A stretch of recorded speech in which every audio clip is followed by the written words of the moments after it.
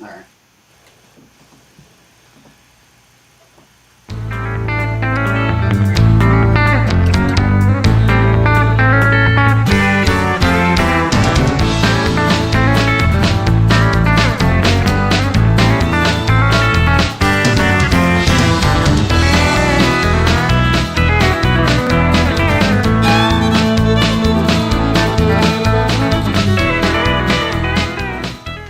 What's up, guys? What is up? Welcome back to Deck Talk Podcast, and we've got a show for you tonight. Um, get ready to be blessed and inspired tonight because the guest that we have on here is probably the most inspirational angler that I know, and it is a blessing to be able to have him on here. But first, if you don't know, I am Colin Burnett. And I am Norman Lee. You know what? This episode is brought to you by Spear Point Performance Hooks. Hooks proven and tested to put more fish in your boat. Using their proven V-grip technology, Spear Point hooks will perfectly present lures and provide the most secure connection between hook and fish, giving you the ability to help prevent fish from shaking off. Spear Point hooks are designed to perform and trusted by anglers all across the world. Go to www.spearpointhooks.com and make sure to use that discount code DECTALK10. Again, that's spearpointhooks.com using discount code DECTALK10. See what the buzz is about. Get yourself some Spearpoint Performance hooks today. Heck yeah! Again, guys, if you did not know who we got on here today by just the title that we have again, like what I said, the most inspirational angler that I know, and is I've talked to him quite a few times. Uh, and it has always been a blessing to be able to talk to him. And if you don't know him, we got Mr. Clay Dyer here. How you doing, brother? What's up, Clay? Hey man, hey Colin and Norman, man, we're blessed, guys. Thank you for having us on today. Man, it's great to have you on, brother. Great to have you on, man. I've been giddy about this episode here since we talked to you about 3 or 4 weeks ago, and you said, "Yeah, man, I come on here with y'all." So, man, we are blessed, and just a blessing to have you part of us tonight, there, Clay. Yeah, it is definitely. This has been an episode that I've been waiting to get. I could not get here. It's almost like Christmas. And so, All right. so but Clay, let's get this started, brother. Yes, And sir. let's talk a little bit. How did you get started into fishing? Well, growing up in a small town like I did in Hamilton, Alabama, we there wasn't a lot of malls and stuff like that, but I was always an outdoorsman anyway. My granddad was a big outdoorsman, and a lot of my family, so it was always hunting and fishing or going out and getting in the mud or playing sports. And I loved playing sports growing up. Baseball, football, basketball I was a typical young man that loved to play sports. But I caught my first fish out of my granddad's farm pond, and I really, to make a long story short, I really felt like that the professional fishing, a lot of kids dream of being pro athletes, and I felt like professional fishing was an avenue that they couldn't take away from me. The NFL might not draft me for obvious reasons, but it was a simple thing of I was not going to let what what the culture that we live in today tries to call a negative circumstance. I was not going to let that control my destiny and what I felt like I was meant to do in life. Right, Yeah. and that's I've got a friend of mine that he's a double amputee. And he says one of the coolest things. He's like, because he lost his because of diabetes, and but he said it's losing his legs wasn't a disability. It was just a setback, and so and that's the perfect mindset and stuff. When was like how that happened to him, and it happened later in life, and that's the kind of mindset you got to have to be able to go and still live a life, because it's so easy for somebody just to kind of just be a homebody and just kind of be a shut in, and when something like that has happened, or I mean, and you have been definitely an inspiration on that to show, because I've seen videos of things that you've done, like changing your boat tire and stuff off the trailer, and so. Uh, but it has just been amazing just to kind of watch you through the years of what you're able to do. There's really nothing that you can't do that I've seen that it's just so inspirational. Exactly. And you know something also, Clay? I was actually watching a video the other day. I think it was I think it was at the Nashville Boat Show, probably about 8 years ago, if I'm correct. That Uh, was a while back. yeah, it was quite a while back. But you know, you were talking about something that kind of you kind of mold yourself into, and try to help inspire others. And is basically, if Clay can, I can. You know, Yes, that as far as, of course, you know, G-Man, he has positive mental attitude, which he preaches, yes. but you kind of took a little twist to that. Talk about that a little bit, as far as if Clay can, I can, and how that helps others out there that might not be able to do it. That kind of, I don't want to say kind of in your situation, but in life in general. I had to say it Gerald was a and always has been a big big influence on me, a big inspiration to me. I've known Gerald for many years. We grew up about 50 miles apart, but what was funny was we both started our careers about the same time. He was a few years ahead of me, and we've worked shows together, and we've shared sponsorships together, and still do to this day. You're on the same sponsor team, but it's what I've done is a lot of the presentations when I go into high schools or corporations, people, I pray that people have dreams, and what I try to show is how God has blessed me to live my dreams, that God instilled in me, and one of those aspects of that I take, 5 letters, the 5 letters of dream. And I talked about, you start out with determination and you focus on resources and that you have and don't dwell on what's missing. And then effort, attitude, and motivation. Well, the resources to me, goes back to if I can, you can. And I tell kids and I tell adults, look, um, I could have very easily focused on what I didn't have, but Yeah. I didn't dwell on that. I didn't cry and whine about it. I focused on what God gave me, and I tried to use that. And I tell kids and adults all the time, look, all these acronyms work together. But if you don't believe and you don't have the faith and you don't focus on what God's given you, the rest of it doesn't matter. It's definitely the faith and focusing on what God has given you that enables you to go out there and be successful. And kind of with the attitude thing. And if I can, you can. Is I tell people, if I can do what I can do with what I've got, don't tell me you can't, because you can either lay around and whine and cry and make excuses all day, or like the line that my wife told me after we first got married, that we kind of go by this day. If I have one of those tournament days where I perform well below what my standard is, and I come in and I'm aggravated and frustrated, of course, I don't ever try to take any of that on her. It's not her fault I didn't catch them, but our saying is she came up with this several years ago, and she looked at me when she could tell, that I was trying to process it and get ready for the next day. And she looked at me and she says, "Honey," she says, "put on your big boy panties and fish like a man tomorrow." And I just lost it, dude. And I started just dying laughing. And Yeah. ever since that, it's kind of like uh, different people, process it and deal with it different ways.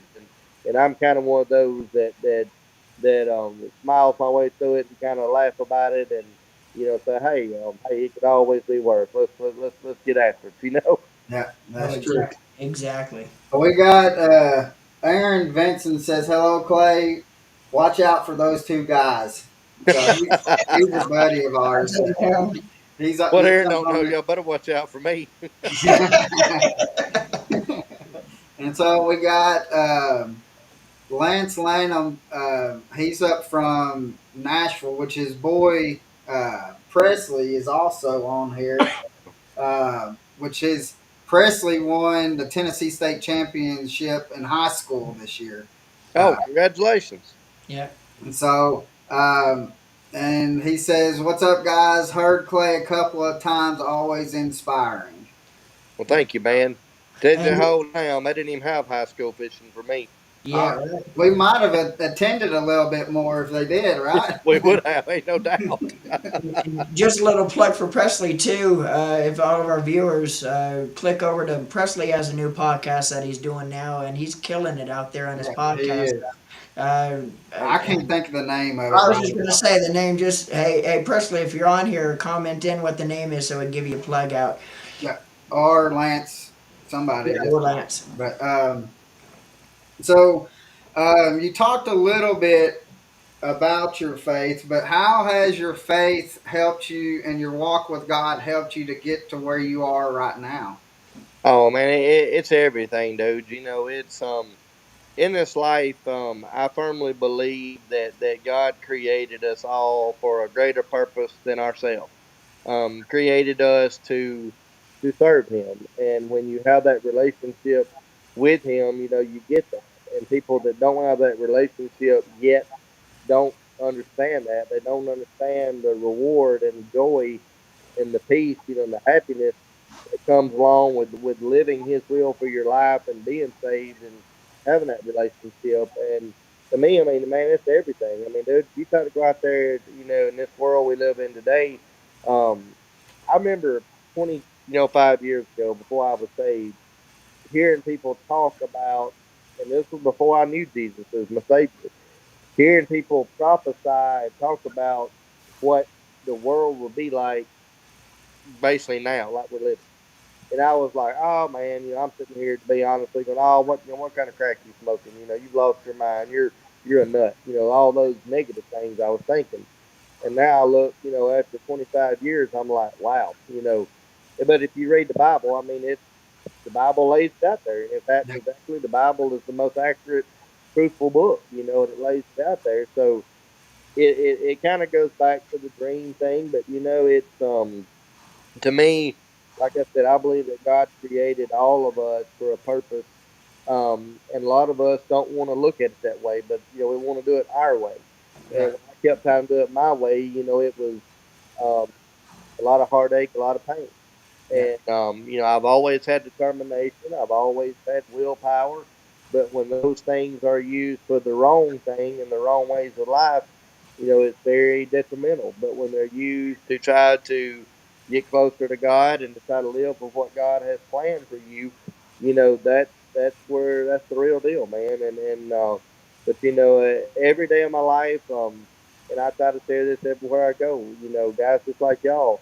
Um, while I'm honored that people look at me the way they do, I'm honored that I pray every day that I can be an encouragement, that I can be, a motivation to other people. And dude, I'm human like everybody else. And I have days when it seems like nothing I do goes right. It seems like every time I touch something, I break it or drop it or whatever. And it's usually one of those days I stop. I'm like, I'm like, devil, not today. not Uh, not today. not today, not tomorrow, not ever. And but I don't allow those adversities, the obstacles. I don't allow those to come in, take control, and control my day. Right. It's like the whole resources thing. You can either let the world control you, or you can take the bull by the horn and say, you know what, um, God's with me. We got this. Yeah, And and that's that all you need. yes, amen, amen, That's brother. it. And so I Exactly, mean, and too many people kind of let this. And I know, I'm not just saying this. I'm guilty of it myself, letting the little things get to you. And if there's anybody out there that says they don't let sometimes, maybe not all the time, but let the little things get to you, and they don't, they're not telling the truth because I can No, get they're not. there different times. And I'm very very guilty of it. And but man, and like we talked about earlier, you could only control what you could control, and don't let the little things get to you, and just move on because stuff's going to happen. Weather It is. weather's going to be bad, and if you can kind of control letting those little things get to you and get agitated and start throwing things, which I don't do that much anymore, but I used to. Yeah. So we've got a question. Yes, sir.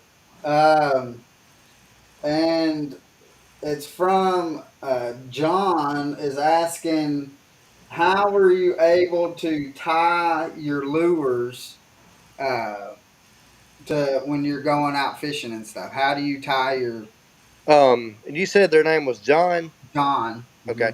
We can let John know that if he does have, and I'm assuming he has internet access or he's on social media, that's something I want to share in just a moment about our platform. So we've just had to Yeah. change them due to getting hacked. And he can also go to our YouTube channel. We're about to really start ramping that up and putting the content out there. But the way I do it, as far as tying them on, I usually either reach down, with my mouth or with my arm, and then kind of put the hook point in my hand to pick the bait up. Sometimes I will use my pliers, to grab a hold of it, with the pliers in my mouth to lay the bait on my hand. I put the line in my mouth and I use my lips, my teeth, and my tongue to, because with it in my mouth, obviously I'm not able to see the hook eyelet. So I feel my way through, guide the line through it, and I use my lips and my teeth, very gently with my teeth because I don't want to damage the line. But I wrap, whatever knot that I'm using, I get that knot twisted, wrapped, whatever loop, and then I put the hook point in my arm, and I put the line between my lips with my teeth, under it, so it doesn't damage the line to snug the knot down. And of course, I do bury the hook point in my arm, and try not to ever get it past the barb. Have a few times, but and people say, well, is there not a easier or is there not a less painful way? Well, yes, there is, but it takes more time. And I'm the type that, knowing that we're under, a limitation of time on a tournament day, people may say, well, I wouldn't care if it cost me 10 extra seconds. Well, that's you. To me, I'm all about, because if I don't have my bait in the water, they ain't gonna bite me. And I'm Yeah. gonna do whatever it takes, even if that means sticking hook points in my arm, to do the fastest way I can do it. And I've even had people say, "Well, man, you need to make some kind of a leather sleeve or something, doesn't hurt." Well, I appreciate people and their suggestions and trying to help, but what they don't realize is I've already tried a lot of that, and even though it may keep the pain, it's still extra time I had to put a sleeve on, and if I try to wear it, then it messes me up doing other things. So that's the way that I have found that's the most efficient way for me to do it. And to be honest with you, I don't want this to sound off color, if you will, because we're advocate, people that are in a bad mental state, that are talking about hurting themselves or whatever. Yes, it is very uncomfortable, but to me, it's kind of a reminder every time I do that of the effort, that I'm like, hey, look, to get to the top in life, you got to battle, and it Yeah. kind of reminds me of going through that battle, and it's the reminder of keep pushing, and the reminder of what I call, hey, you got to grind it till you find it sometimes, Yeah. and doing what we do. If you don't love the grind, you don't need to get into doing this. Nah, nah. Well, the thing is like John, and if you have not, you definitely need to go and which will plug all of his social medias into uh, uh, down in the descriptions and stuff like that to make sure that you can everybody be able to go to it. And when especially the YouTube channel, we want to subscribe to that thing as many as possible. Thank Uh, you. so we want to be able to hit that up, but it's amazing uh, to see him tie a knot because I was like, man, I because that was the first thing I thought of. Like when I first seen it, was like, how is he not nicking the lines with your teeth? but And and too, John, that was a great question. But I'm going to use that question John just asked about how do you tie the lures and stuff, kind of leading into the next question, because I want everybody that's actually watching to think about this for a minute. If you think you're an accurate caster, think again. You need to watch some videos of Clay casting and his pinpoint accuracy. But um, Clay, talk a little bit about your casting too, because I've watched some stuff of yours, dude, and it's just it is impressive, very impressive. And not only that, but the accuracy, man, bar none, dude. What can you tell us about your casting, how you do it, and how you're so accurate at doing it too? Well, thank you, Norman. What y'all don't see what I edit out of how many times I throw over the dock cable or over up in a tree or whatever. When I'm like everybody else, I'm like, boy, I look like a rookie today.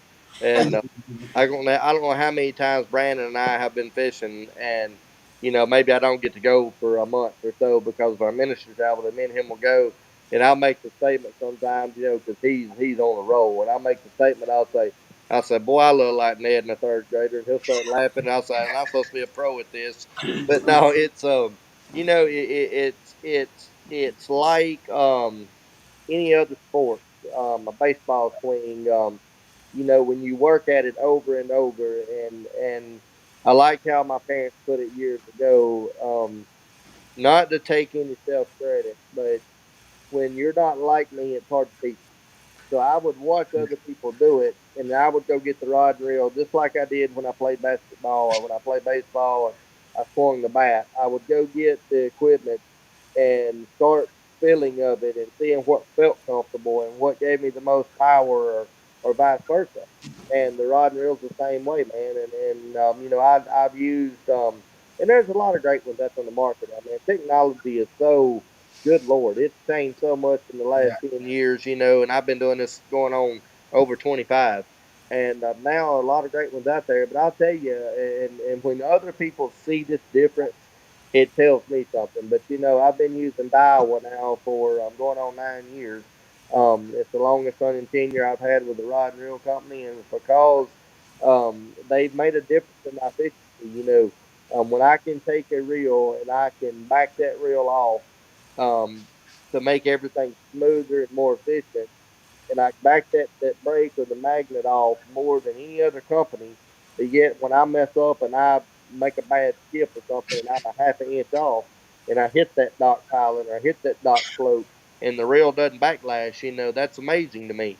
yeah, And it's those little things that it when it doesn't take time out of your day to stop and dig a backlash out, that makes a difference.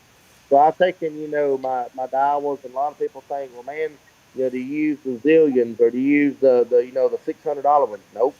I've got some of them, but day in and day out, I throw the $179 SCTW, and day in and day out, in my opinion, for the blue collar worker, you won't find a better, smoother reel on the market. And if you go look at my 30 something of them I've got the boat, about 20 something of them are those. And yeah, that's what I throw day in and day out. I've been throwing them for years. And now they're starting to take the technology from that SCTW series and the Tatula, and they're putting it in the Zillion, they're putting it in the Steves, and to make them as good as they can. And I have to tell this real quick on that. I remember when they came out with this reel, and they told me that they had it, and they told me that it was the newest, that you couldn't backlash it. Like, how I'm looking at, I'm like, come on now, I backlashed it, I promise you. So we go to the classic that year, and the way they had it set up, there was this white concrete wall behind the booth, and they had the rod and reel back there with this new reel, and they had a half-ounce jig tied on it. Well, I backed the brake off to where it was like free spooling down, and then I turned the magnet to like 1 or 2, and I was like, I'm about to blow this reel up. And I ran back and I threw that half-ounce jig as hard as I could throw it at that wall, and I never touched the spool. And when that dig hit that wall, there was two little loose loops on the spool, two. yeah, And I looked at our engineer and I looked at our protein manager and I said, "How did y'all do this?" yeah, And that told me right there, these guys are legit. They know what they're doing, designing. And they have, they listen to the pro team. They don't just come up with something and throw it out there for the public to use. And they listen to the pro team. They design it. They let us test it. We tweak it and we get it to where it's right. and their equipment is a big testament, as to why my casting is the way it is, why I'm able to put it where I want it, on the first cast majority of the time, and I'm able to be more efficient. Yeah, and that's speaking of Iowa, which I mean, if you see back behind me right there, probably about 80% of them have the tulas on them. Oh, And really? one thing that, and correct me if I'm wrong, Clay, that I like about Daiwa is like when they upgrade like the Tatulas or whatever, then the one down below it gets the last year's Tatula parts and stuff in it. And so it's not like it's each year it's everything is just upgrading itself, and because they just step them down, they use the same components from like the Tatua down to the next step, and then so that that is one thing. So like you can go, I can't remember because all mine are the Tatulas that I've got, Uh huh. but for the guys that are just the blue collar or the weekend anglers and stuff like that, if you have not thrown one of them Daiwas, you need to get one in your hand. And to me, they're smaller, compact because I throw the Daiwas and the Lus are my two favorite reels, but the Daiwa fits so much better in your hand because it's a smaller, compact.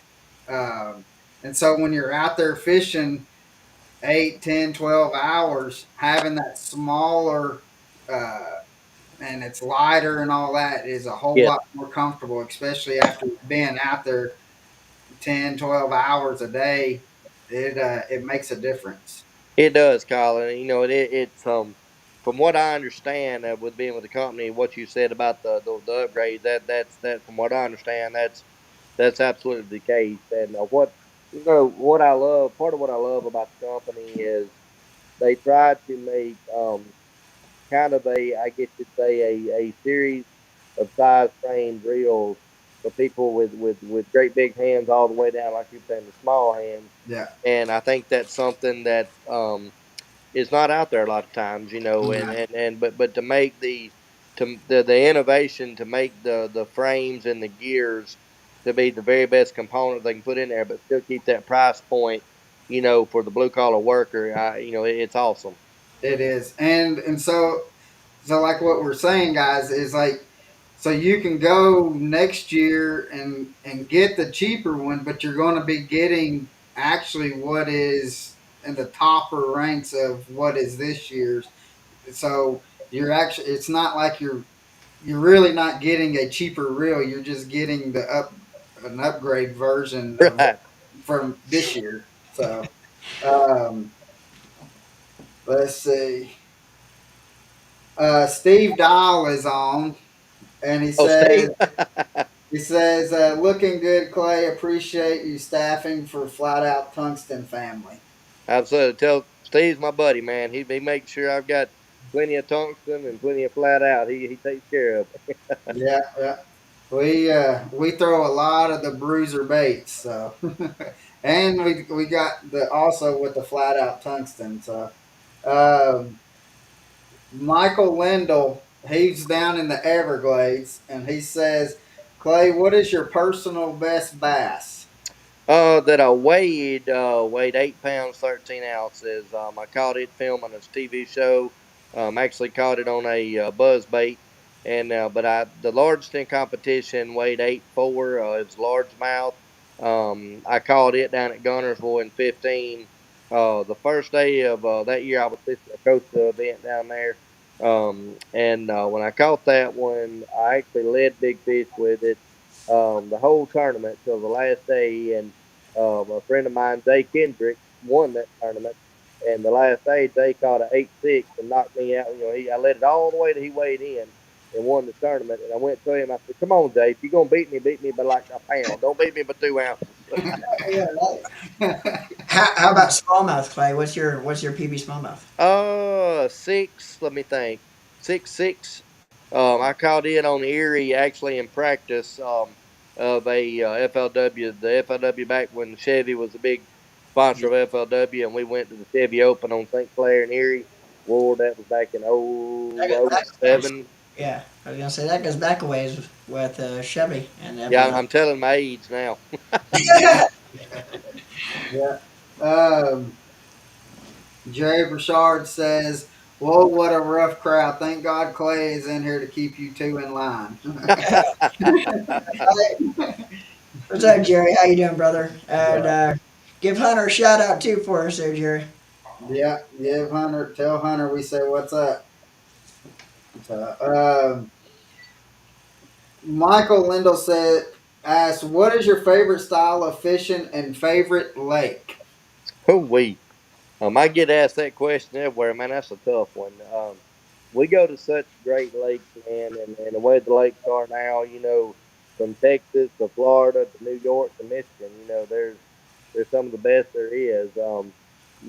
I have to say though, I grew up on the fishing the Tennessee River, and it's very near and dear to me. And I've been to Texas and fished, Fork and Rayburn and some of those, and man, they're phenomenal fisheries. But you know, you can go right here to Lake Guntersville and catch a 10 pounder like you can in Lake Fork or Rayburn. And being that it's right here in my backyard, it's hard to beat the old Tennessee River. It's pretty Yeah, special. And That um, that is true. my to me my favorite.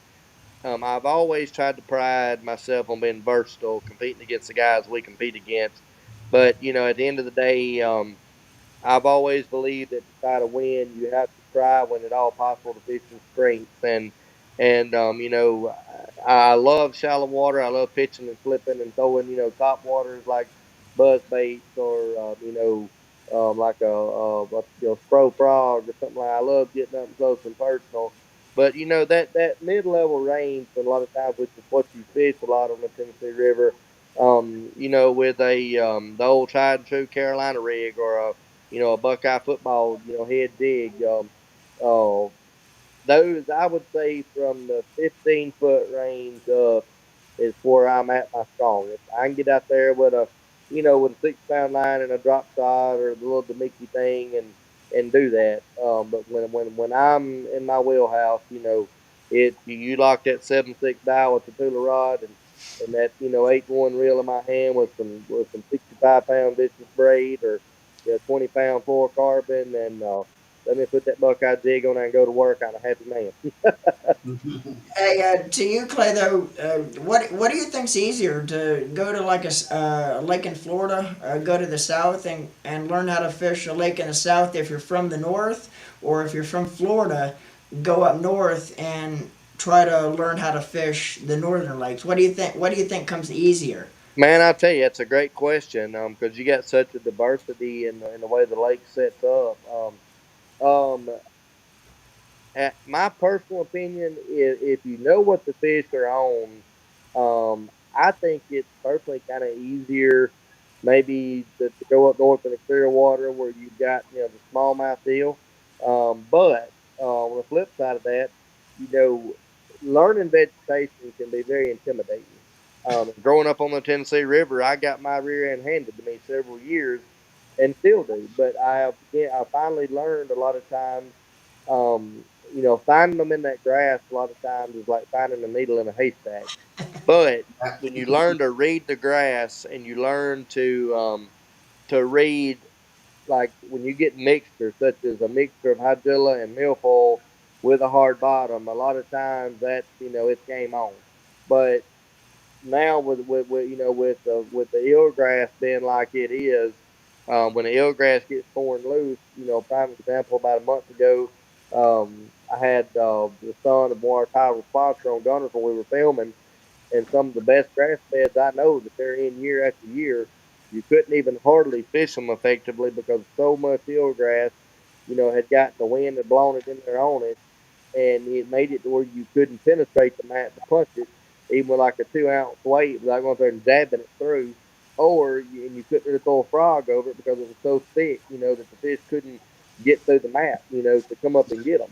And so it made it was a little bit aggravating, but I just kept moving and looking and realizing my wind angles and all that. And I started getting on some grass to where it wasn't as affected by that.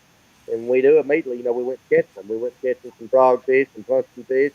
But to fully answer your question, if you understand the grasses and the vegetation and how the fish and the brim and the whole food chain relate to that, it sometimes it's easier to figure them out and find them.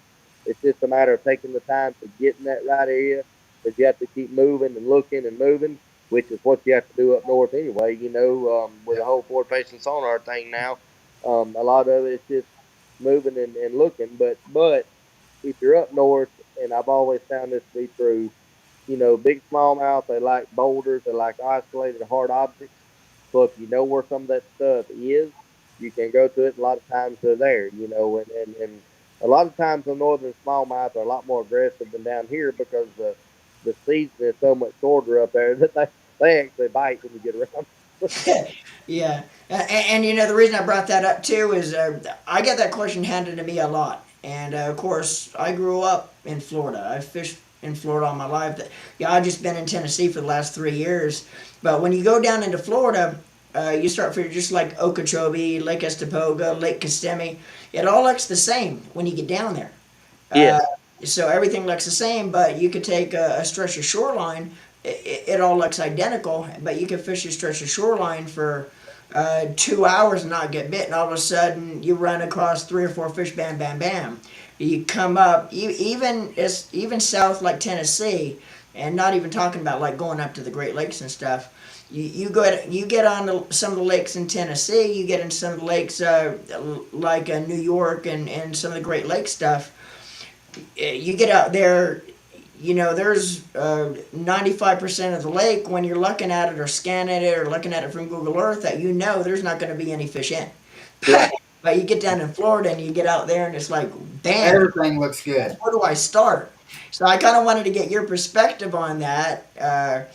And because and what you said basically was kind of my thinking on that as well. But like I say, when you get down in Florida, it's like, man, where do I want to start? Because everything looks like it's going to have fish in it and big ones. So Yeah. It does, and one of the things you have to be very careful of, and I got caught in this trap a lot early in my career, is you look out there in Gunnersville, and I'll use this as an illustration. I laugh now when a lot of times when I see these young people or whatever, reach out. And one thing I'm always careful of, if they tell me, hey man, if I get a text or an email or a message on social media, and hey man, what do I need to do at Gunnersville to catch them? I'm not going to say go get in the trap, because there's only 6,489,000 acres of it. And for somebody that's not ever been in it, when you look up and you see 3 miles of grass in front of you, that can be intimidating. yeah. And you can fish all day long and be close to them, never land on them, and never get a bite. So with that being said, what I always try to do is take where the fish could be that time of year, whether that's say 6 foot to 10 foot or whatever that range may be, and start eliminating, so it's not such a big picture. And even though you may have 3 miles of grass, well, let's say if they're in 2 to 4 feet, that 2 to 4 feet may be in 200 yards of that 3 miles. And when you start dissecting it down, it really helps take the pieces of the puzzle and put them together a lot faster than being so vast and so broad. And you know you can lose confidence when you keep thinking, man, they should be here, man, they should be here, man, they should be here, and 2,200 casts later you still ain't got a bite. Yeah. Now, with you growing up on the Tennessee River, and um, do you prefer to fish like a river system that has current, or do you like fishing like the Highland reservoirs and stuff? They both got their upsides, man. I'll be honest with you. That doesn't affect me one way or the other, man. I'm just a competitor, and wherever we go, hey, I'm on a. It's game time, and I'm ready to strap it on, and go get after them. I do love fishing current. I love fishing rivers. When we get that opportunity, I feel like it can. I kind of feel like I may be ahead of the playing field somewhat, because if you understand current seams and breaks, and like the Tennessee River, a lot of times how the fish set up on those. it takes a lot of that the efficiency and the guesswork out of. I mean, I'll still go check places, but when I know that they're running like on my experience, for instance, on the Tennessee River in the summertime, if they're running say this many 1,000 cubic feet, I can automatically, from my experience, say, okay, well, this area should be really good. This area should be really good. So I can narrow down a lot quicker than say, and if you say, okay, they're running 100,000 cubic feet, well, bam, I know what section should be best when they're doing that. So it really enables me to tighten that window down quick, Right. to go and look. But I've always loved fishing current. It's a lot of fun. The fish seem to be stronger in it, from fighting and swimming in it. It's just like us running on a treadmill, a lot. They're in really great shape, and it's a lot of fun fishing rivers. Yeah. Yeah. Yeah. I enjoy fishing rivers uh, a lot, but the Highland reservoirs they kick my rear end. I mean, They can. I I mean, I'd rather it be have current and muddy water than have 50 foot of clear water and I can't do anything. Well, if it makes you feel better, I grew up in Hamilton, Alabama, was about 50 miles from Smith Lake. And before the herring, blueback herring, got introduced to that lake, from November to April, I loved that lake because you could go over there more whenever on the bed. You could see them 10 foot deep on the bed. I loved that lake. And after May, when it got the water temperature got up in the 80s, I was like, okay, somebody can go to the dam and pull the plug on the dam down there and drain the lake. And Just it would make any fisherman, a good fisherman, want to sell everything they had because it could get tough. yeah, yeah. Um, I totally understand that. I do like those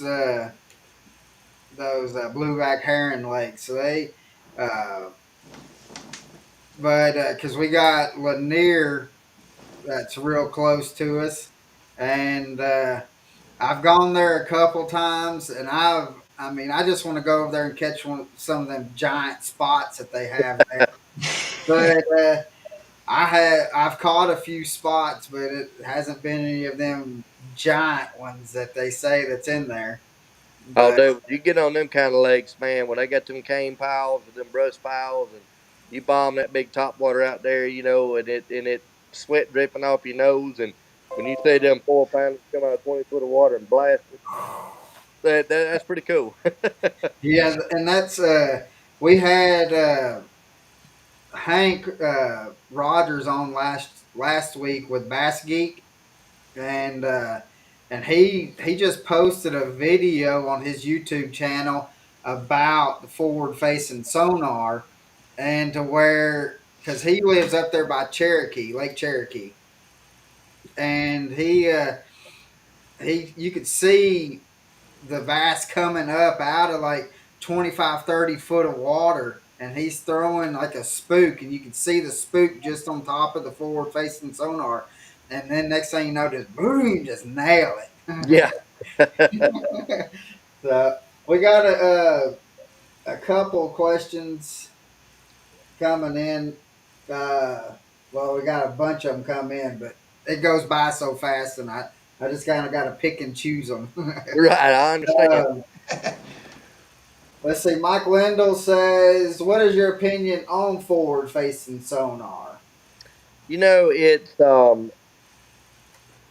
I figured we were going to get this question. I've been getting it a lot lately, and it's a great question, man. It's without a doubt it's a tool that has its place in time. Um, I've really been thinking a lot about it over the last several months.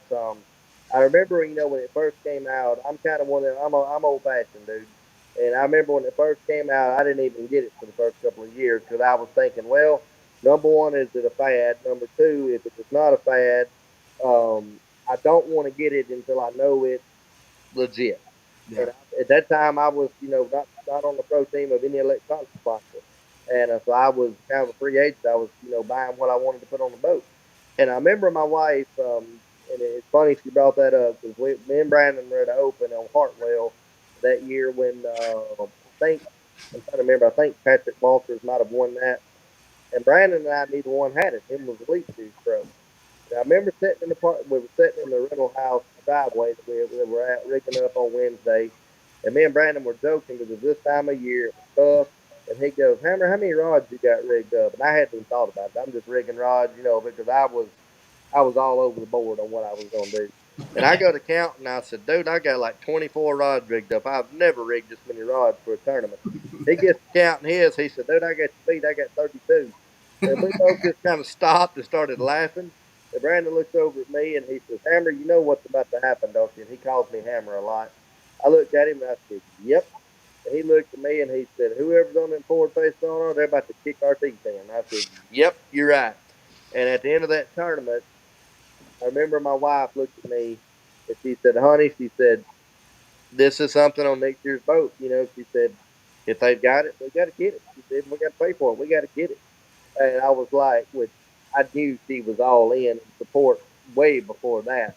But I Yeah. remember Brandon looks at me and says, "Mama," he said, "Well, you know what kind of support you got from Mama now? She tells you to go ahead and put this on there." But it's came a long way, dude. I run the Mega Live, the Humminbird version, and it's amazing at what you can see with it. But and I use it, but I will be honest with you. I don't do like a lot of the guys that maybe get out there in the middle of the lake with a trolling motor on high, just trolling and looking, like that. I don't do that with it. Unless I maybe on a say a herring lake and they're schooling and I see them and I try to figure out where that school's going. But day in and day out, that's not me, dude. Day in and day out, yeah, I'm gonna have mine on, but as I'm fishing, doing my thing, I'm gonna use it. So like if they come up, one blows up, I'm gonna flip it over there and see if they're there. But I use mine more. I actually use my side scan and my 360 more so because I want to look for if I'm not catching them on a bank, I want to look for what they might be on out offshore. So when I see that stump or that isolated rock, then I'm going to scan my Mega Live over to it, and I'm going to look at it. And what I do like about it, I like the fact that when you throw your bait out there, you can see how they react or what they do. Yeah. So it can clue you in on yeah, I'm throwing the right thing, or they're not even looking at it. Right. And with that being said, it is a tool, but yet I'm still, and I'm gonna have it, but it kind of makes me think of the old Alabama rig days. When they were on the Alabama rig, chances were if you weren't throwing it, you were gonna get your tail handed to you. Yeah. Well, if you're on one of those lakes when forward facing sonar is the deal, you better be doing it.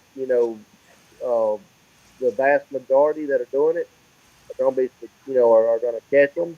But still, like I said, it's a tool. And I'll be honest with you, I am. I've had to do a lot of adjustment changes in my game the last several years because of as good as these young guns are coming up.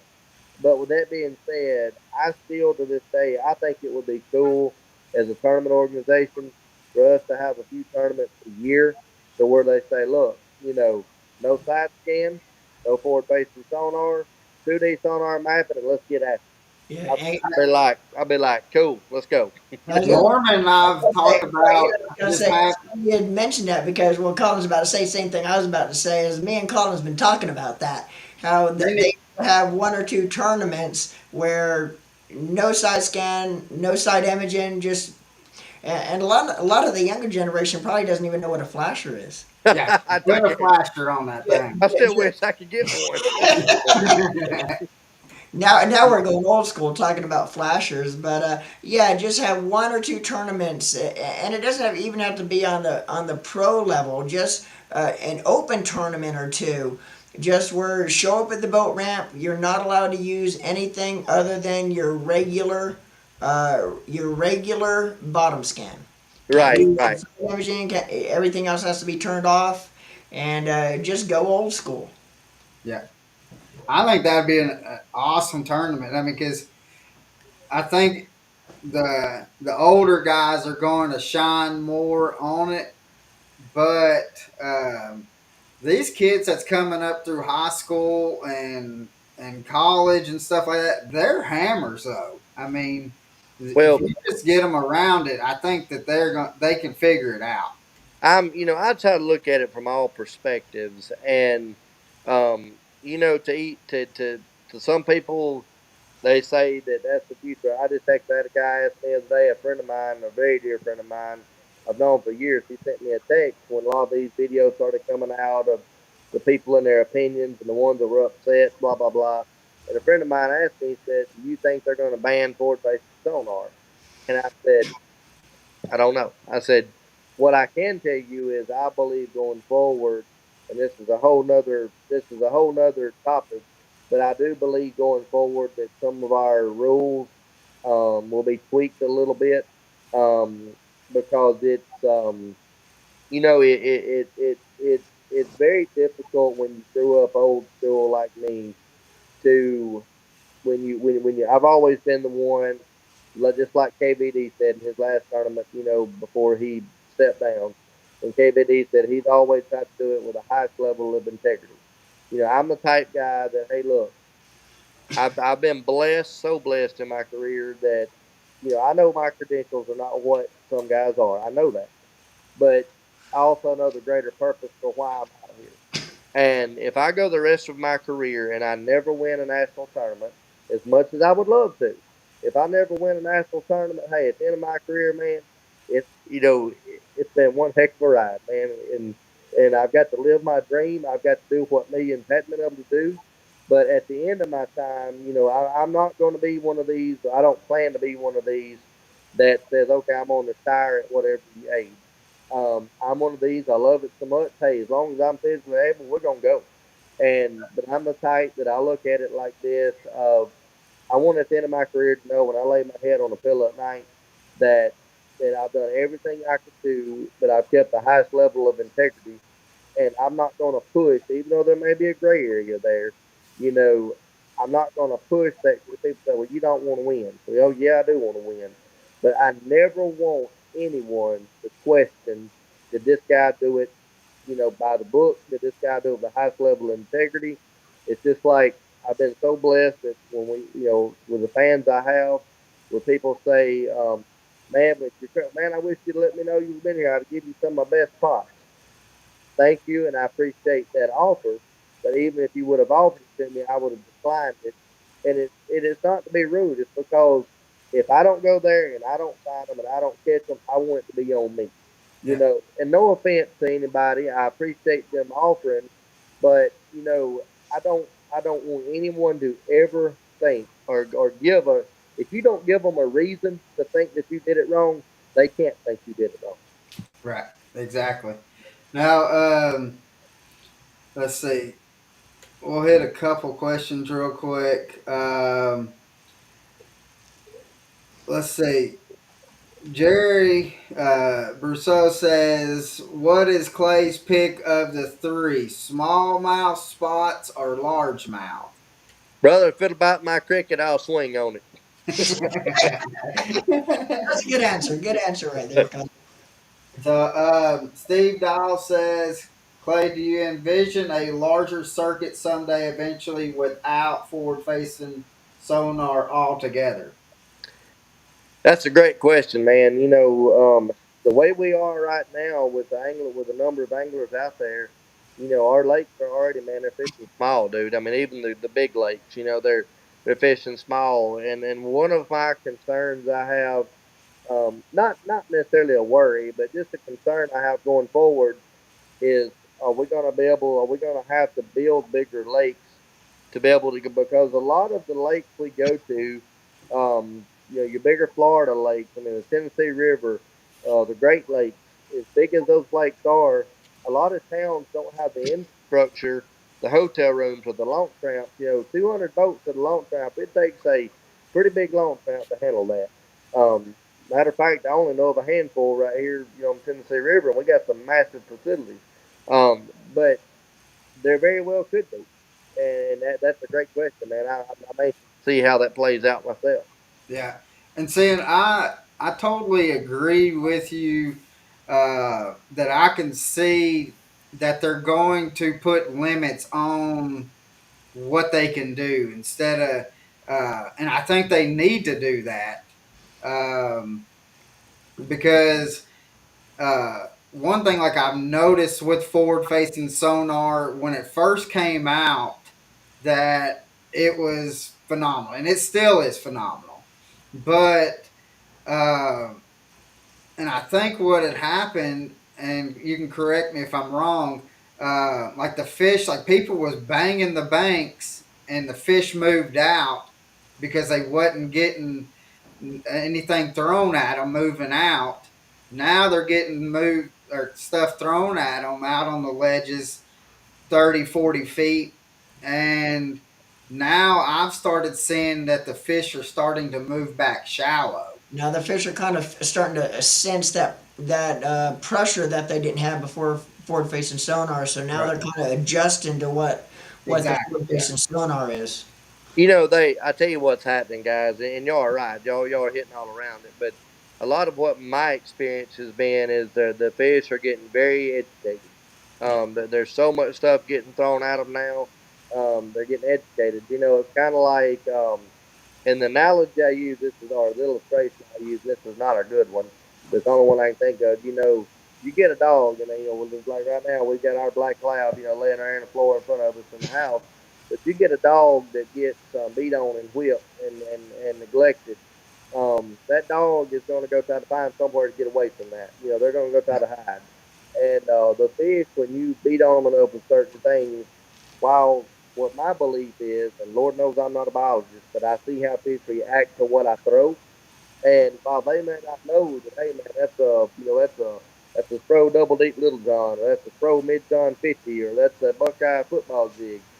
I believe they get conditioned to what the sound waves and the vibrations and the noises off those baits, and it kind of goes back to, okay, yeah, that something's not right here. I'm gonna swim the other way, or I'm gonna get out of here. Right. And that's an effect that we all have to be conscious of going forward. Yeah. My dad says, Clay, do you believe that we have too many tournaments fishing on the top rated lakes? Um, it's hard to answer that. That's a great question. I don't know that we have too many tournaments. One thing that I do believe, and I'm not trying to call anybody out, please understand that, but I believe what I think where he is kind of going with this question, and it's a very legitimate concern that I have, is how a lot of these bigger tournaments, how they're able to care for the fish. Yeah. Um, not everybody is fortunate enough, and I know this, to have the fully rigged boats like we fish out of. It's got the top end pumps and everything else. But even with that being said, one of the things I'm glad he brought this up that I am so excited about. In the past, there's been oxygen producing, or they claimed it produced oxygen mechanisms that were put in live wells. And me and my wife are very blessed to be a part of a company that's up and coming. That's going to be called Fish Long. I actually just got mine put in the boat a couple of weeks ago. I've only used it one time so far. We're fixing to hit the market with it next year, but it's been the first mechanism ever made, and a dear friend of mine invented it. A group of people I know, they invented it, and this still is the only mechanism, and we have all kind of studies to back up what we say. This is the only mechanism ever to be produced at this point that produces up to 98% pure oxygen safely in a boat and or anything else. And they did some tests on it back at one of the Bassmaster Elite tournaments up north. They put it in the last bump tank going up on the stage, and it was ironic that the fish that came out of the tank that had our fish lung in it, they were flopping all up on the scales. They kept having to slow the weighing down, trying to wrap the fish up in the bag because they were so active. But my concern is not so much how much pressure, but the conservation side of, if you don't treat the fish right, the laden mortality is what kills some of these fisheries that puts them in these downward cycles. Because even though when you turn them loose, you may see them swim off. When they've been inside that live well and the oxygen content is not high enough, it basically is smothering them to death like it would, like some people unfortunately did during COVID. That they smothered with Yeah. pneumonia, and it's a delayed mortality deal that you might not see them dead day or tomorrow, but different places you see them floating. And I've seen this. if the other big tournaments were there and then we came in with the Bass Open and I started practicing and all of a sudden I put it at the ramp and I'm seeing 30, 40, 50, dead bass that are 3, 4, 2 to 5 pounders, I'm like, ooh, wait a minute here. This ain't good. Nah. Now, we another question that we have for you is, God has blessed you to be able to inspire so many people by you going and talking to companies and churches, and to like to schools and stuff like that. Um, does that mean as much to you to be able to go and talk to those people, as does it mean as much to you as proficient, or not as much, or even more? Yeah, it means more. And the reason I say that, don't get me wrong, man. I love competing. I love winning. I love trying to win. I want to be able to win to give the glory to God. And God has blessed me so much with the platform of being a professional fisherman to give that platform. But at the end of the day, our real purpose on this earth was, there's people that haven't quite got to this point yet and figured it out. But when you are a Christian, and even for those that are not, God has called us all for a purpose. God has called us all to be extraordinary. And I firmly believe that we're put out here to try to be an example for others. And in our case, to win souls to the kingdom and disciple them. And to me, I mean, yes, as much as I love to win tournaments, love to compete, love to fish. There's nothing that tops, man, when me and my precious wife go to a church or to a company, and I'm very careful how I do it at companies because I know, a lot of them are careful in how they bring out religion. But nothing touches me more than when I see that soul come to me at the end of it, or my wife, whether it's a adult woman, adult man, a teenager, a young adult, whatever it is, comes to us and says, "Hey, look, because the way y'all live y'all's life, man, I want to know about Jesus and I want to be saved so Yeah, I can experience what y'all have." And seeing that, man, there's no amount of money that no amount of financial reward that touches seeing that come to fruition. Yeah, exactly. exactly. I kind of think it sort of kind of goes hand in hand too, Clay, because your professional angling kind of gives you that platform and allows you to be able to get out with the companies, with the schools, uh, to be an inspirational speaker as well. So I think it kind of goes hand in hand. Being a professional angler allows you to be able to have that platform to get out and do what you do as far as to inspire others by talking to them and sharing your story. We appreciate that, man. It absolutely does. And the thing when I go, I try to do hands-on illustrations or demonstrations with them because it's like I said, before. Anybody can go out there and talk it, man. But I want to start with the kids. A lot of kids don't realize I can throw a football or something that may be every day to them. I can go talk about it all day, but I want to give them validity so when they see me do it, it's like, yeah, this man does do this. He don't just talk about it. Yeah, I seen a video. What was it? Maybe a month and a half ago, where you was in a gym at a high school, Yeah. and you threw that football to that kid. So it was pretty awesome. Well, thank you. I appreciate that, buddy. Um, let's talk. We talked a little bit about your family, but uh, let's go a little bit into a little more. Let's talk about Miss Kim. I mean, she's got to be like your biggest cheerleader of all, and in which we talked a little bit beforehand. And I mean, you could just see the love that she has for you when she's around you and stuff like that. And which I've met her a couple times, and when I've talked to you and stuff like that, and so let's talk about her and like how.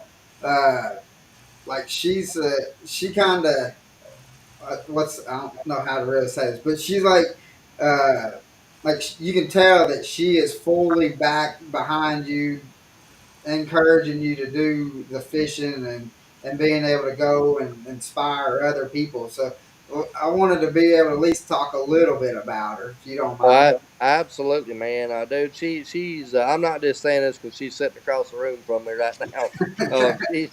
She's man, she's my rock. We kind of have this little joke, this little thing between us every day. We tell each other we're each other's peanut butter and jelly. Some days I'm the peanut butter and she's the jelly, and some days, I'm the jelly and she's the peanut butter. And Right, we're a team, and we tell everybody, hey, marriage is not 50-50, man. It's 100-100.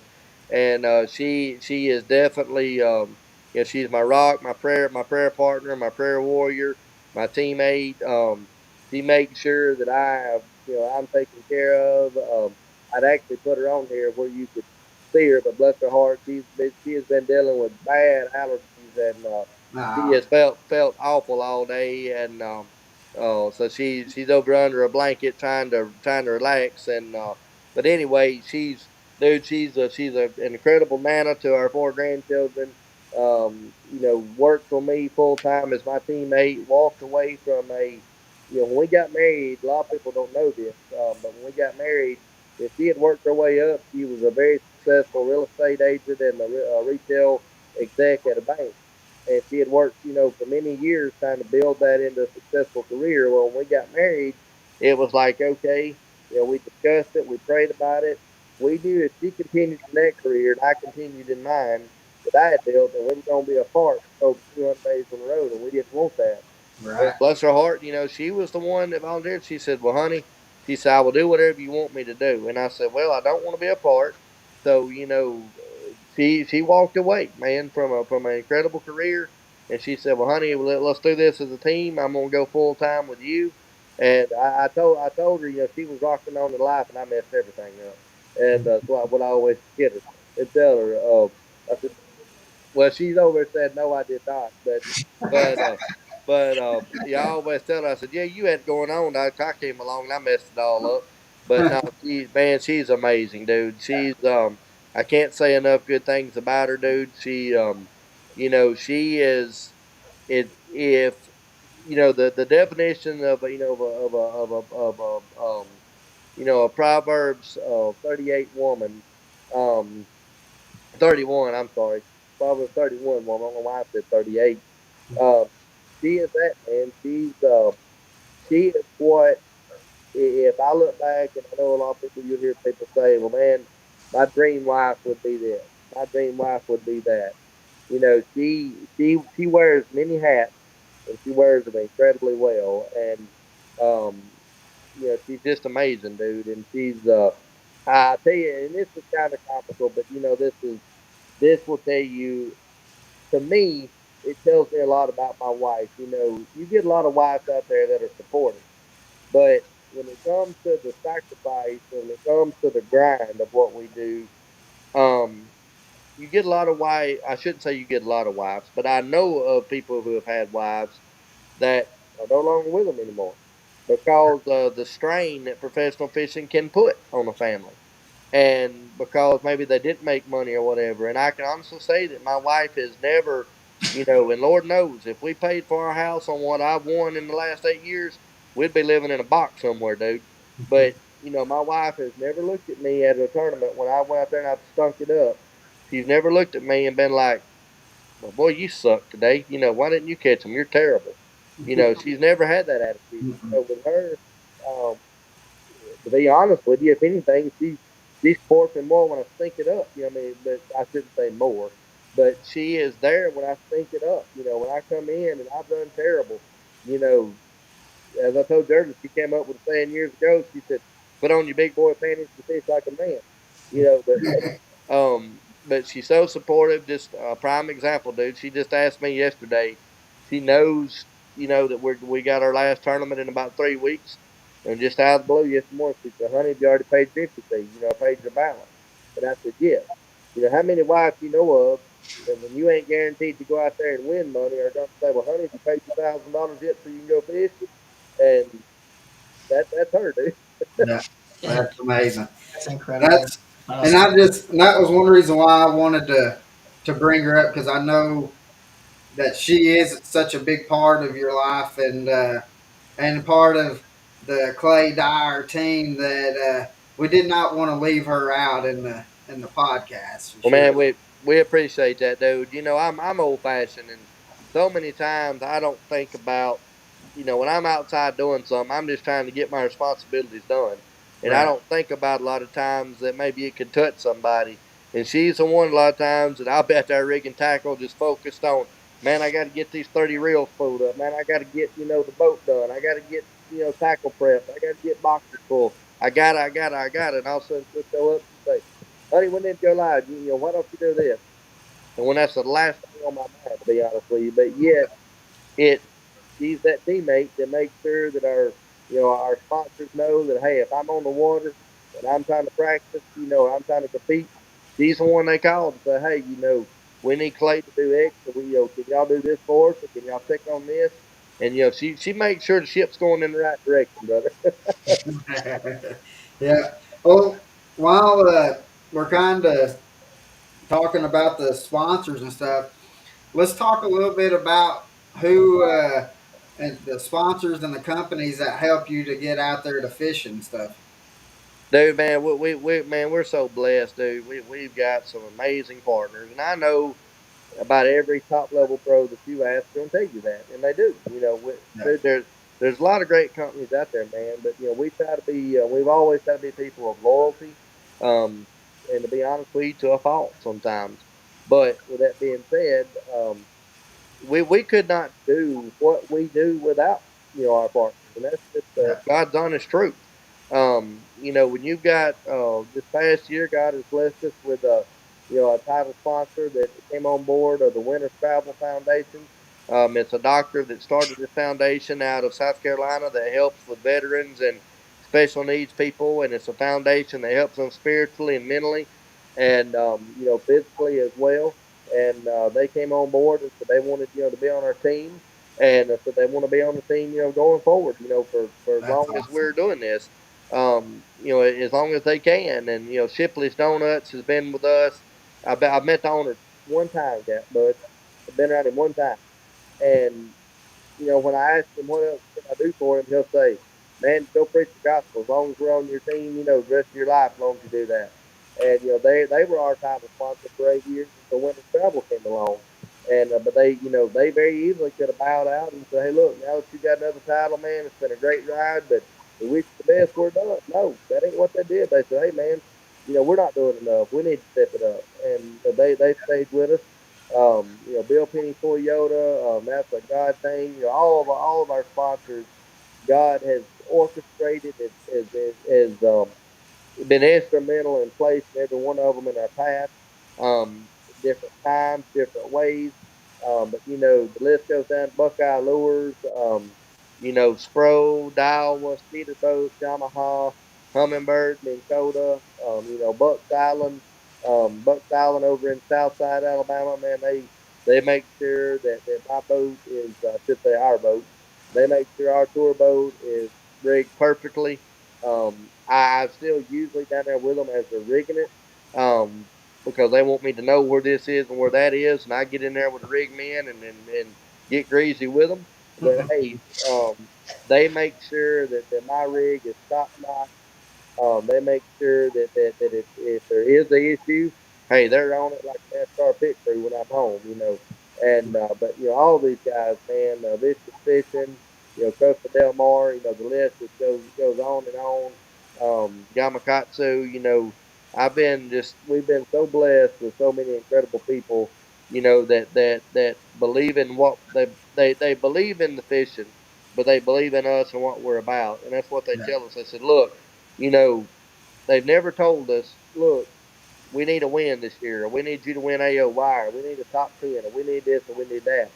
With them, it's all about, man, keep doing what you're doing, keep preaching the gospel, keep fishing, and we're going to be on your team, man. And, that makes me want to go out, and it's hard to balance it all, dude. I ain't gonna lie, it is when It you're is. trying Yeah. to balance getting them content, getting them what you feel like they deserve because what they do for you. But yet, when you're trying to do that and balance time with grandkids, with family, it's not an easy balance sometimes. And I really appreciate their support and understanding that. And man, I can't say enough about it. And while I'm on that, real quick. I want to bring out and say how much I appreciate our fans. As I mentioned earlier, we got hacked on social media on Facebook on our pro page 2 weeks ago today, and it has been, we've reached out to Facebook and they have been zero help. All these people are going there saying that it's fake, that it's hacked, and they're saying we don't see a problem. So we basically are still in the process of trying to fix the old account, but we went ahead. My wife, bless her heart, restarted a new one this week, and we're building that, and it's yeah, we've actually had two. Actually, we got kind of a new Facebook's new way of kind of doing it. We got like I've got like a personal page that's also linked to my pro page. So I've got Clay A Dyer, and then I've got Clay A Dyer Professional Angler. And the Clay A Dyer Professional Angler is the pro page, if you will. And so if y'all would, man, help us get that out there. And Yeah. our website is clay-dyer.com. Anybody that may watch this that's interested in having us come minister, you can go to clay-dyer, DYER.com. You can actually fill out a form on there, and it comes directly to our email, or you can go on, the social media. Dude, I'm still old school and slow, so me and my wife are trying to get the TikTok thing going. And I'm not a very good TikToker, but it's on there. We're trying to grow it, and I've always seen kind of Facebook. Really, Facebook is what of my social media platforms.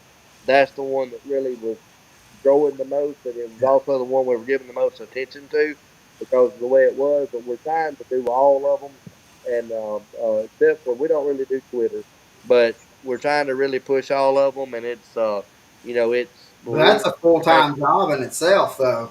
You got Trying that to right, brother. So, I mean, just doing what we do, I mean, it is a full time job. Make sure you get everybody. And I mean, we don't have half the sponsorships that you do. And it's a full time job trying to keep up with them. And but y'all, and you said something earlier. Y'all are going to have a YouTube, or correct? I've got one, but we're fixing to really crack down on putting the content out there to build it. But it's just Clay Dyer. Okay. And it's not going to be just fishing, man. It's going to be, you know, from the angling to just everyday life, doing what I do to try to be, to try to be an encouragement and inspiration. And due to how they are with using, religion, that type thing, we're going to be careful on that because we want to, number one, get the people on there, and then we can feed them. Yeah. Yeah. Yeah. And so, um, we've already had you on here for almost an hour and 20 minutes, so we're not going to hold you up. And we still had a couple more questions, but we do have a question that we ask everybody that comes on. Norman, do you want to take that away, brother? Yeah, man. But first, real quick, I want to talk a little bit about a new sponsor that we got for Deck Talk Oh, Podcast. yeah. Elite Glow. Now, Colin called me up earlier today, and you can tell he had a little bit extra giddy up in his step, you might say. He was just yeah right. He was just leaving the parking lot from Elite Glow, and I couldn't even actually understand him. He was talking so fast because he couldn't wait to hit the lake, and I'm like, you can't hit the lake today, Colin. We got a podcast to do tonight.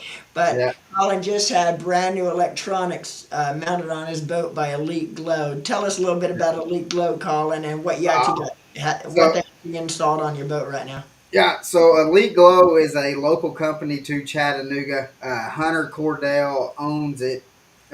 He's a good buddy of ours. Um, so I reached out to him and I said, "Hey, I'm ready to get the active target put on, but I want to upgrade one of my units." So I have the Lowrance Elite FS9 at my front or at the bow, and then I wanted to have the matching one at the console. So I talked to him last week, and he said, "Can you bring it in?"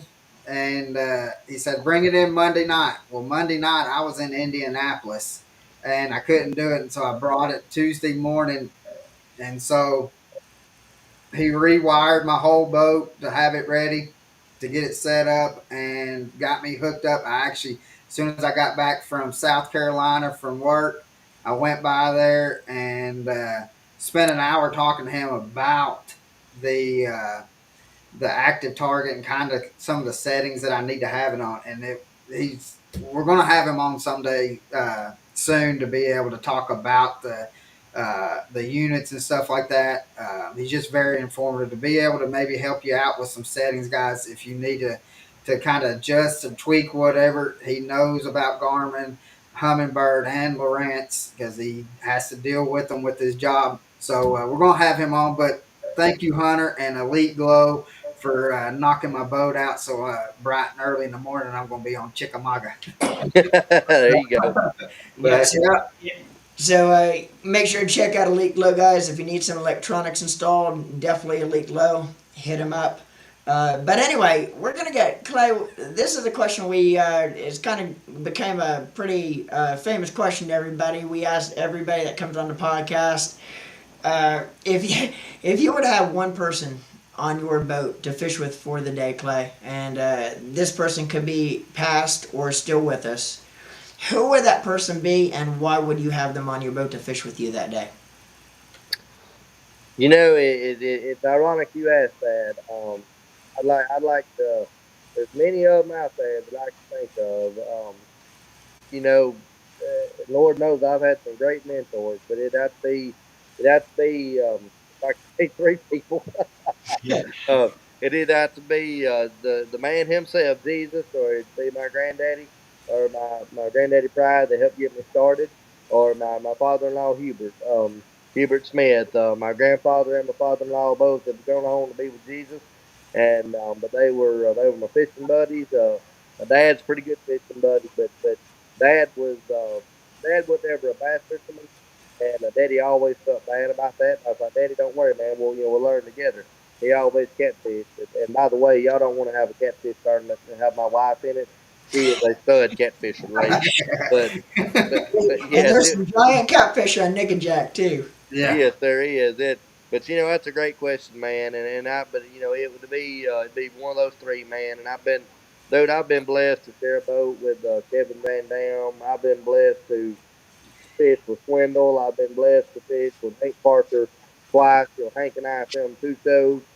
Hank and I have got to be close friends over the years, and we talk quite often. And I still have to aggravate Hank and tell him, I say, well, I don't do Daryl was one that started this. He told Hank he won the classic in the Old Testament.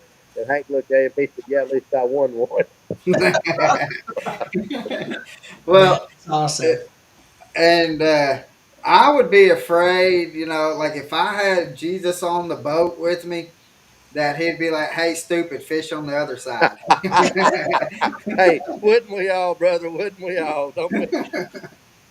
Yeah. So, but guys, uh, we have had Clay on here on about an hour and 23 minutes. So we don't want to hold him up, and because I know that it's probably about dinner time. I know it's dinner time for me. I could smell it, and Well, so it's ironic you said that, and I really appreciate the time, guys. It was funny you said that because I was just about to look at my wife because I figured we were about to end up and say, "Honey, what do you want me to go get us for dinner, or do you want me to grill?"